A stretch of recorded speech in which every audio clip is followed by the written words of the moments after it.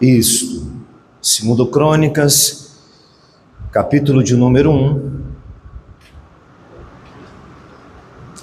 começando aqui no versículo de número 1, diz assim, vamos lá. Isto, bendito seja o Senhor.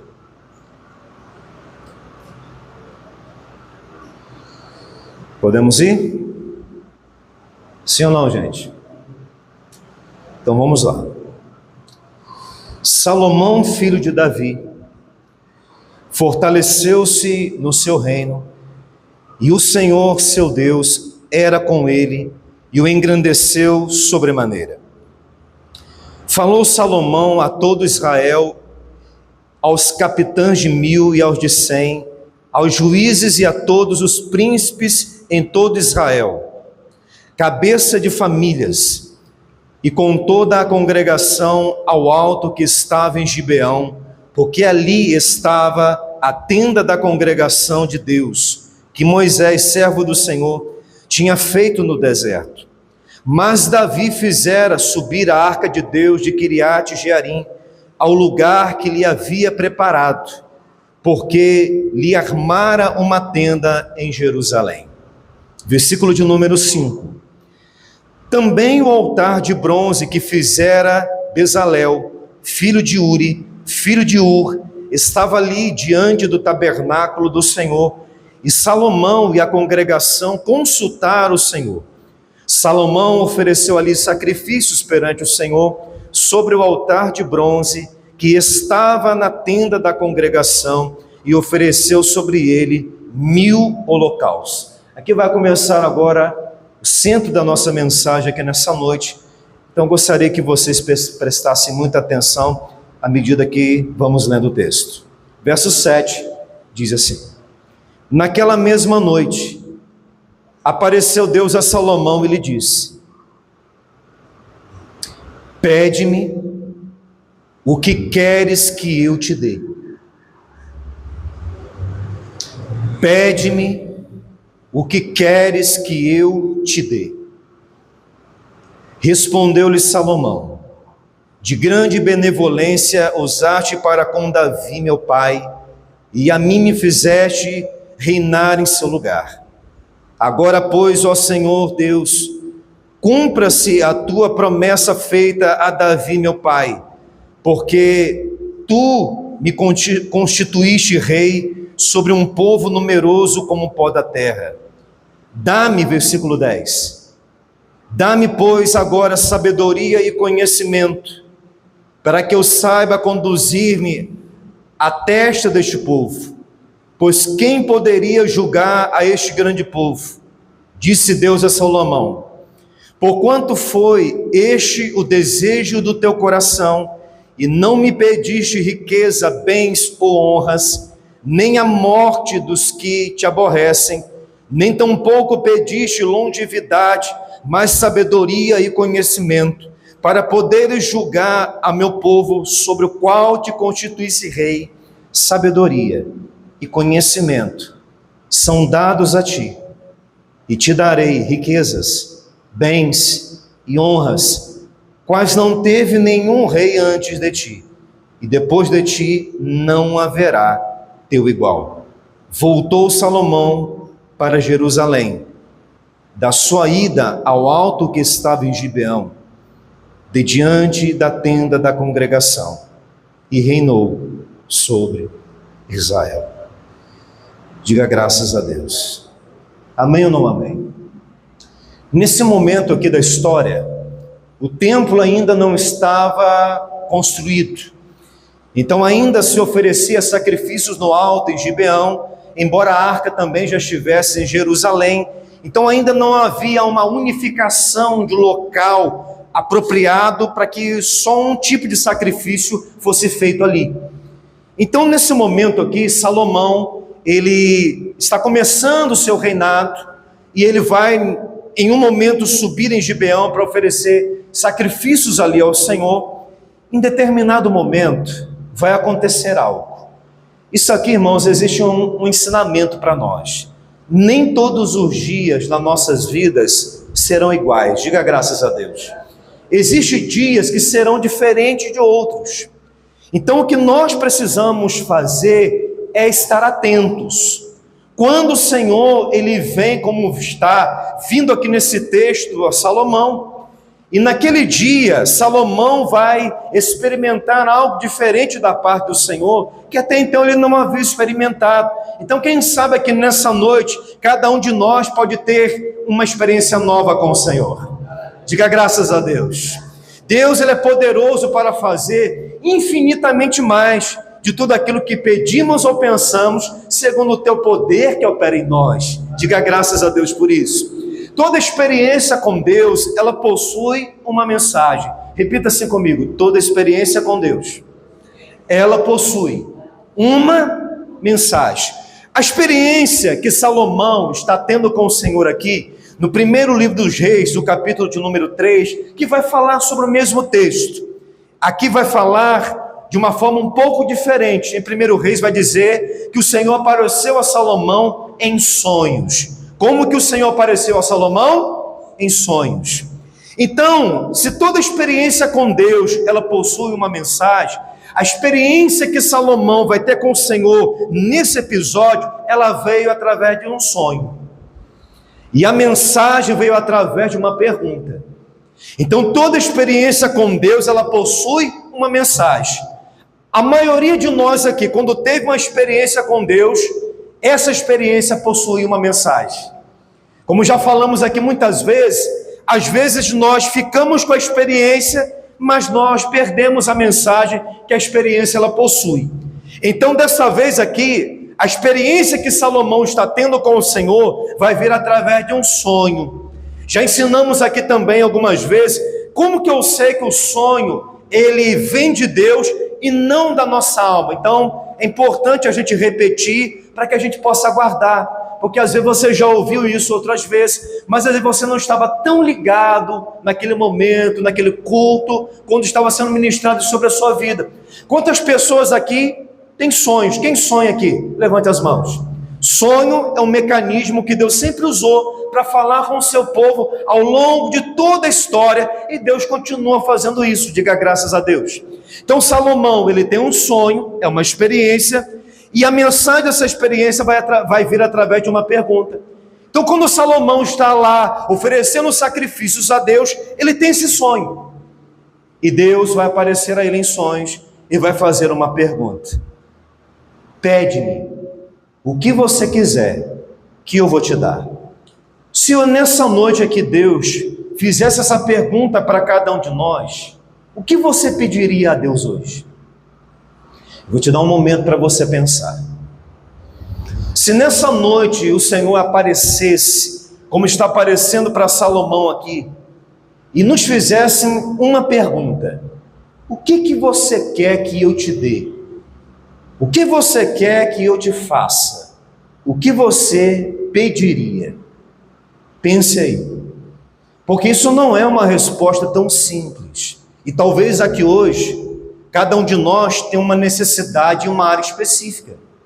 E seria muito natural da nossa parte pedir baseado nessa necessidade que essa área da nossa vida hoje ela se encontra.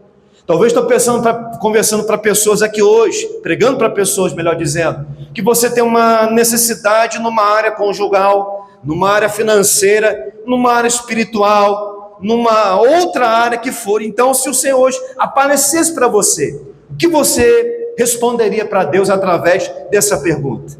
E Salomão aqui, é muito importante o que está acontecendo, por quê? Olha só a importância que quando nós tivermos uma experiência com Deus, uma nova experiência, seja através de sonhos, Salomão ele está fazendo uma coisa aqui que às vezes, olha a importância de um texto como esse, da gente estar muito sintonizado na frequência espiritual que a gente precisa ter hoje. Salomão, ele não apenas está tendo um sonho e uma experiência, mas também ele está interagindo com Deus através daquela experiência. Não é apenas a gente receber algo de Deus, como Salomão aqui está recebendo. Por exemplo, neste momento, todos nós aqui estamos dentro de uma ministração. O Espírito do Senhor agora está ministrando a sua palavra sobre a vida de todo mundo que está aqui. Diga glória a Deus. Agora, não é o fato de Deus agora estar derramando algo sobre as nossas vidas. Não é Deus agora apenas investindo em nós.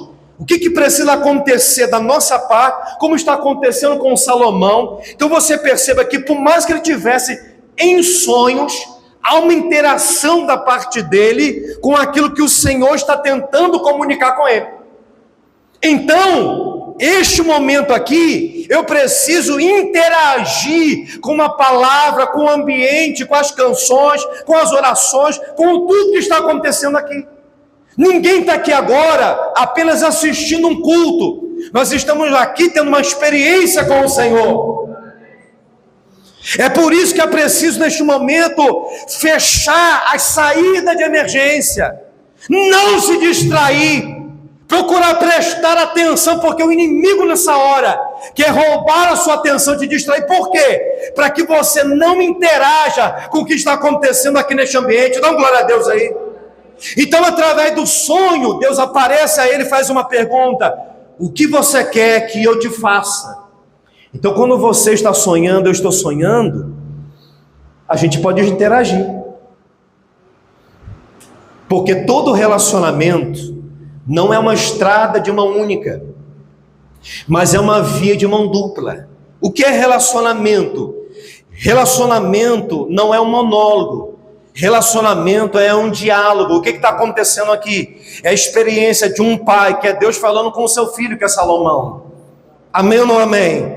Então as experiências com Deus, elas não vêm em si em forma de um monólogo. Elas estão comunicando alguma coisa, porque há um relacionamento em andamento, ou Deus está tentando estabelecer uma relação com o homem ou com a mulher. Então quando o Senhor faz essa pergunta a Salomão: o que você quer que eu te faça?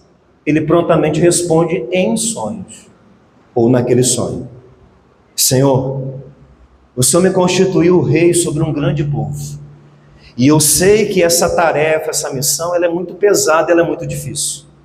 Eu sei que humanamente eu não tenho condição de lidar com isso, de administrar isso.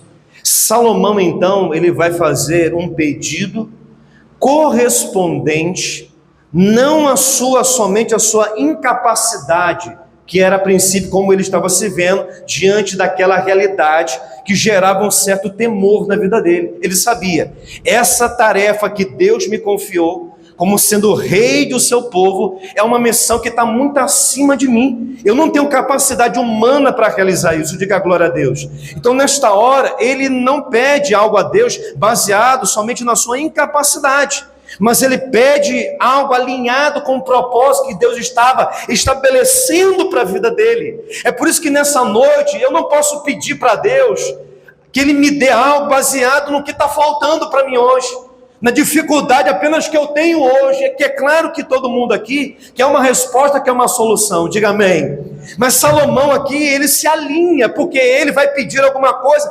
baseado com o seu chamado, com o seu propósito. Não é apenas uma coisa que ele está pedindo para ele. Às vezes nós estamos pedindo para Deus alguma coisa que é para nós, porque nós queremos isso. Tiago vai dizer, por exemplo: aquele que precisa de sabedoria, peça a Deus com fé, em nada duvidando. Até para receber sabedoria, a gente precisa ter fé. E quando o Tiago vai falar sobre o pedido de sabedoria, ele vai fazer uma comparação a um homem que, sendo inconstante, ele parece como uma onda agitada, que fica batendo de um lado para o outro. Então até para pedir sabedoria, vai ser preciso fé da nossa parte. Diga glória a Deus. Então Salomão, naquele momento, naquela experiência, o que ele faz? Senhor, me dá sabedoria e conhecimento, porque eu sei, Senhor, da missão, do chamado, aquilo que o Senhor me chamou para fazer.